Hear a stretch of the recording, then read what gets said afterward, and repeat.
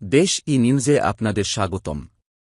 দিন দিন পণ্যের ক্রমবর্ধমান মূল্য বাংলাদেশিদের জন্য একটি প্রধান উদ্বেগের কারণ হয়ে দাঁড়িয়েছে, কারণ দেশ ডলারের সংকটে জর্জরিত।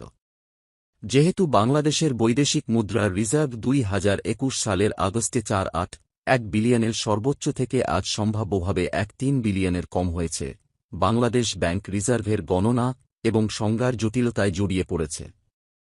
এর মধ্যে বিভিন্ন সূত্র, আম্ফ ম্যানুয়াল এবং অপ্রকাশিত ঋণ পরিশোধ অন্তর্ভুক্ত ছিল, যা প্রকৃত রিজার্ভ পরিস্থিতি নিয়ে বিভ্রান্তি তৈরি করে। ভোক্তাদের তথ্যের এই গোলকধাঁধায় নেভিগেট করার জন্য ছেড়ে দেওয়া হয়েছে এবং কিছু অনৈতিক ব্যবসায়ীরা নির্বিচারে দাম বাড়িয়ে পরিস্থিতিকে কাজে লাগাচ্ছে। ফলস্বরূপ ব্যবসায়ী এবং ট্রেডিং সিন্ডিকেট ডলার সংকটকে মূল্যবৃদ্ধির অজুহাত হিসাবে ব্যবহার করায় সাধারণ মানুষ ক্ষতিগ্রস্ত হচ্ছে। মানুষ সেটা মুখ বুঝে সহ্য করছে। ভিডিওটি শেয়ার এবং সাবস্ক্রাইব করে পাশে থাকুন। শুভেচ্ছা নিরন্তর।